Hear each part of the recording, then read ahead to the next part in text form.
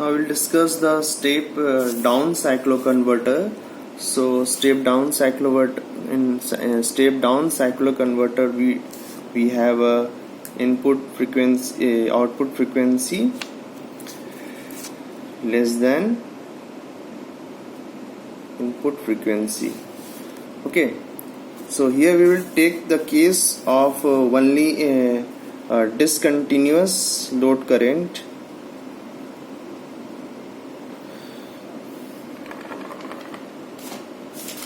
We will take the case of a discontinuous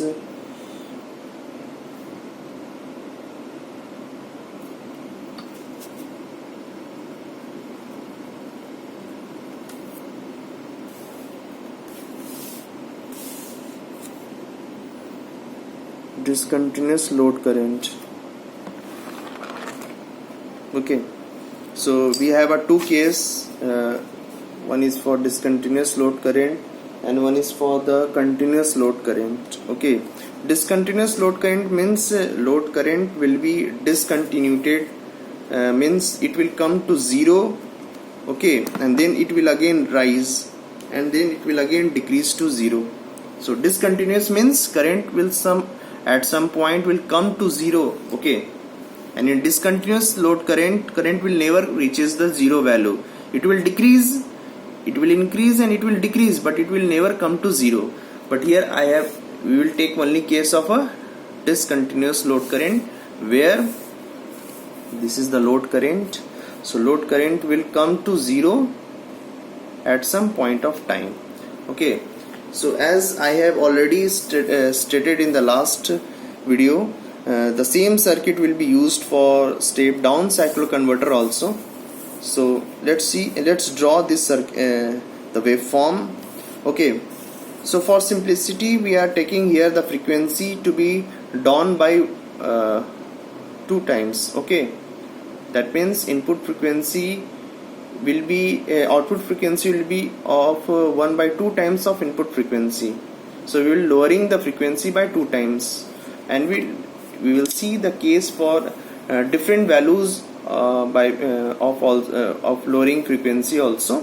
Okay, we'll see here if you need 4 times, 3 times, 6 times lowering if you want to lower the frequency by 3 times, 4 times, 5 times, 6 times, then what we will need to do in the circuit. Okay, circuit will be same, but it will be the triggering will be different.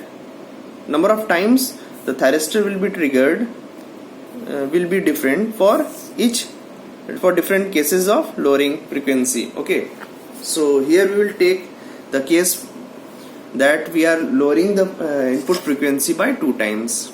Okay, now so here we have a 2 complete cycle. Okay, so for a 2 complete cycle we need 1 complete cycle of output. Okay, here for 2 cycle of input we need a 1 cycle of output. Okay, so in that case what we will do, as I have already stated in the last video, that in the step down cycloconverter natural commutations is used. That means there will be no circuit attached to each thyristor to turn it off. It will be turned off automatically. That means that is in the natural commutation due to the nature of the supply. It is a natural commutation, or it is also known as a class F commutation. Okay, where due to the nature of the supply, this thyristor is being turned off. That means whatever the conditions which we know have to be provided to each thyristor to get it complete off, that will be provided automatically because of the nature of the supply. So in the interval 0 to pi, so let it be 0, this is pi, this is 2 pi, this is 3 pi, and this is 4 pi. So in the interval 0 to pi this is plus, this is minus, this is again, this is plus, this is minus, this is plus, and this is again minus. Okay, now when it is plus and minus, that is in the interval 0 to pi, 0 to pi, this is plus, this is minus, this is plus, this is minus. Now which two thyristor is capable of conducting? That is P1 and N2. Okay, so P1 and N2 is capable of conducting in this interval 0 to pi. So for getting, so we always know that we need first positive voltage. Okay, so for the positive voltage, let us assume the current is flowing from A to E. Okay, A to E. So in that case, we will trigger the P1 thyristor by providing the required gate pulse. When we will trigger this P1, the output current will be plus minus, and the current will flow from A to E. Here we will take the case of a RL load, that is a practical load. Okay, so let's suppose at this point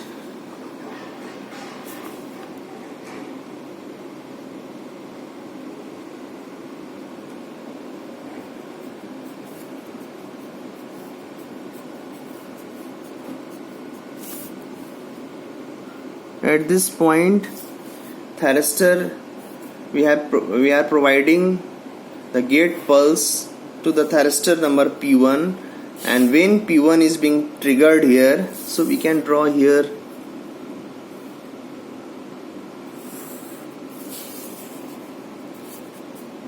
gate pulse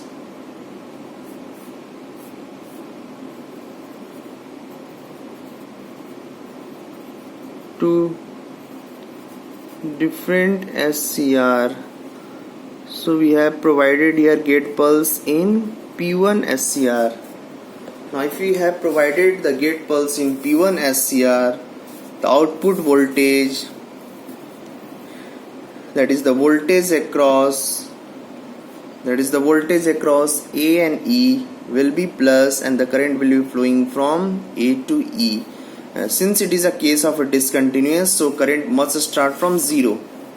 It is a case of a discontinuous load current, means current will attend 0, and now load is being energized from the source, so current will start increasing, and the output voltage will be equal to supply.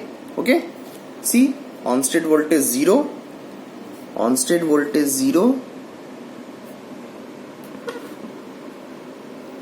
see, on state voltage 0 of P1, so this output voltage V0 will be equal to supply, that is Vs. So we will draw the voltage equal to Vs. And what about the output current? Current must start increasing, because it is a case of a discontinuous load current, so current must start from 0, and it will go on increasing either till it reaches a saturated value, or the supply changes its polarity, whatever it reaches first. Okay, जो भी पहले आएगा, या तो load saturate हो जाएगा या फिर सप्लाई अपनी पोलरिटी चेंज कर लेगी, तब तक करंट ये इंक्रीज होगा, उसके बाद वो कांस्टेंट हो जाएगा, और अगर पोलरिटी चेंज हो जाता है then something different will happen here. Okay, now when the polarity changes, that is from pi to 2 pi, now from pi to 2 pi, P1 earlier P1 was conducting, now when this has changed its polarity, okay, this has become minus, this has become plus, this has become minus, this has become plus, has become minus again, this has become plus. Now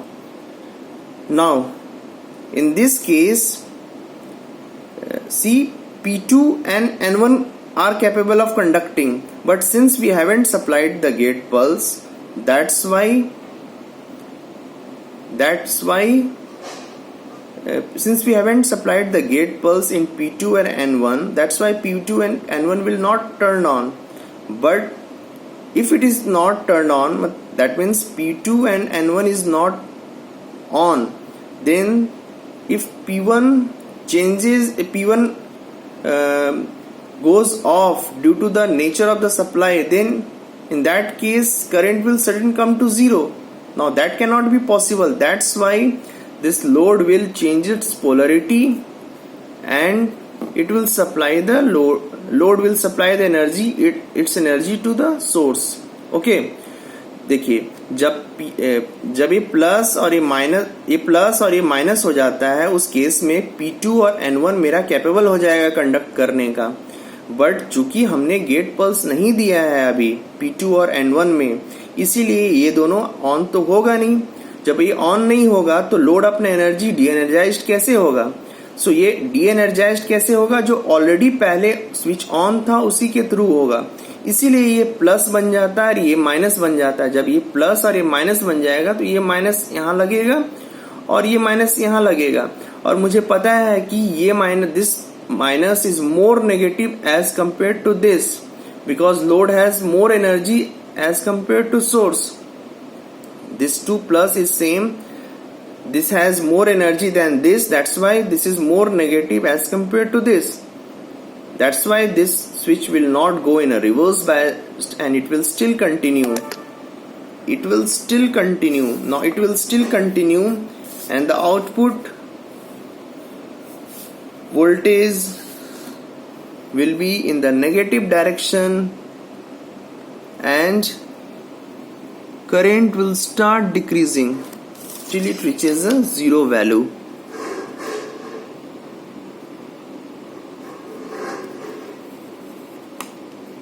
Till it reaches a zero value. So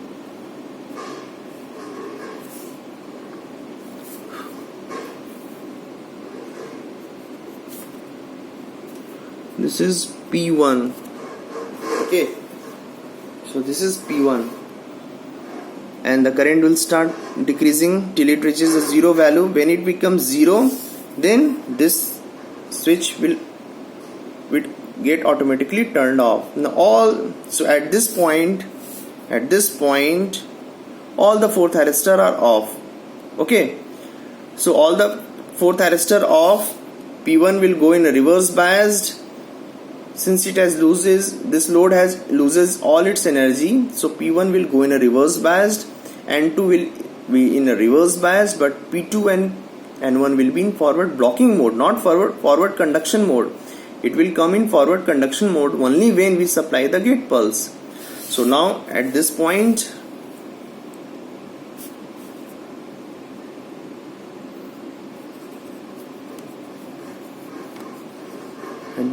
we will supply the gate pulse. Okay, now the question is to which thyristor we will turn on, we will supply the gate pulse, P2 or N1. Now if we need, what we need here, we need a positive voltage here, because we need a positive voltage because we do not have to go in a negative. We need still positive voltage for the negative input cycle. So for getting a positive cycle of output voltage, again the current has to be flow from A to E. For that case P2 must be turned on instead of N1. If you will turn on the N1, then the current direction will be from, because current in the load is already zero, so current can flow from E to A. Current is zero at this position. See, current is zero at this position. That's why current can flow from E to A if you turn on the thyristor N1. But we will not, since we need still positive voltage. That's why we will turn on the P2 thyristor. So P2 thyristor in this point can turn on. So right here P2. Now when we will trigger the P2, again output voltage will be equal to supply voltage and current will start again increasing to a high value. So current will start increasing to a value from 0 to high again. Okay, now again at 2 pi, again at 2 pi, again at 2 pi, P2, again at 2 pi, this will change the polarity. This will change the polarity.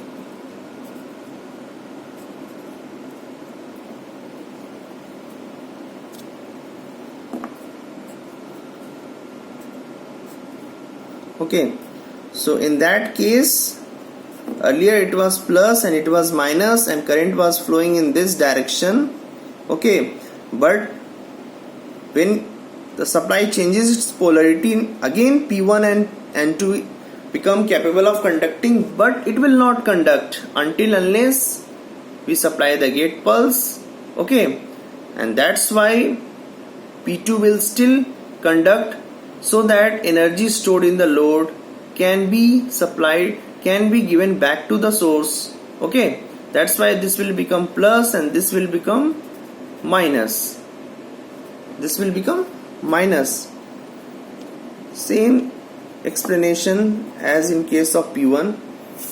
So here again what will happen?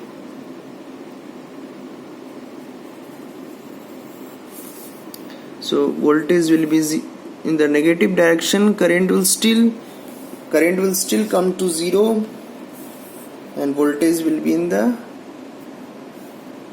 so this is P2.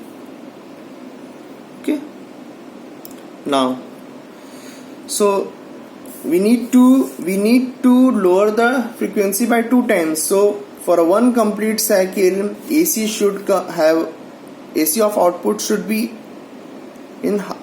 have completed the half cycle.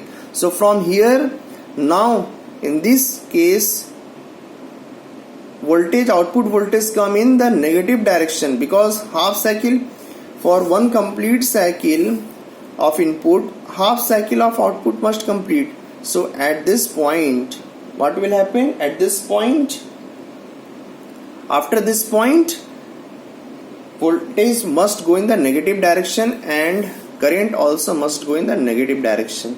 So now again load current has come to 0, output voltage 0.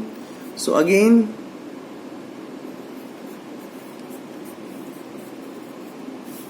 we will trigger the thyristor. Now after 2 pi, this has become plus minus. Now again P2 and N1 is capable of P1 and N2 is capable of conducting, but now we will not trigger P1, because if we trigger P1, the voltage will again from A to E, positive voltage, we will get the positive voltage, but now we need a negative voltage. Okay, here when P1 was on, we were getting the positive voltage, but now we need negative voltage. Okay, so for getting a negative voltage, current must flow from E to A, because current has already reaches the 0 value here. So current can change its polarity. Okay, can flow from E to A. Now we will do what? We will trigger the thyristor number N2. Now when we will trigger the thyristor number N2, current will flow from E to A to C to D through N2. Okay, so again what will happen? Output voltage will be equal to, when N2 will be triggered, okay, so output voltage will be equal to supply. So here N2 will be triggered. Now output voltage will be equal to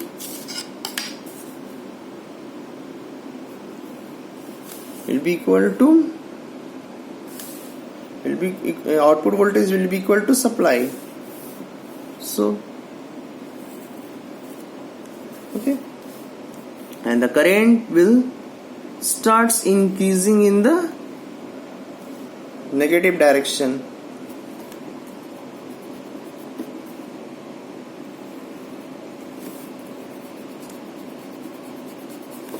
Will start increasing in the negative direction.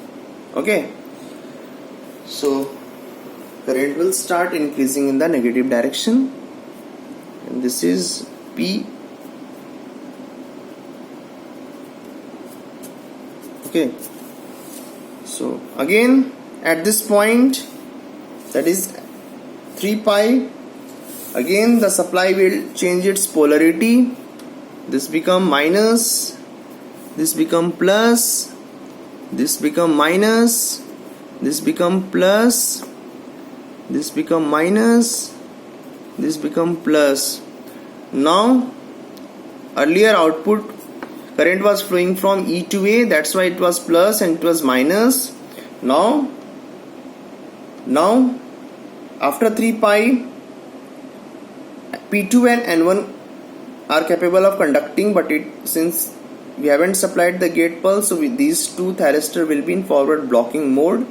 Now since the load has energy, which we can see from at this point, okay, load has energy, that's why it will not allow N2 to get turned off.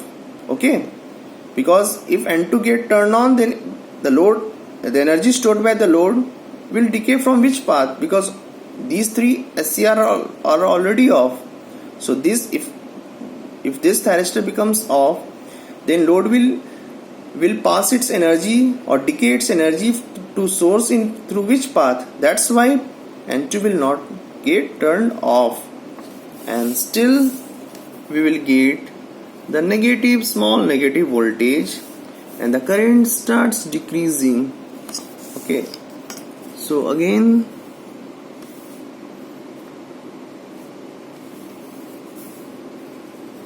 okay, so this is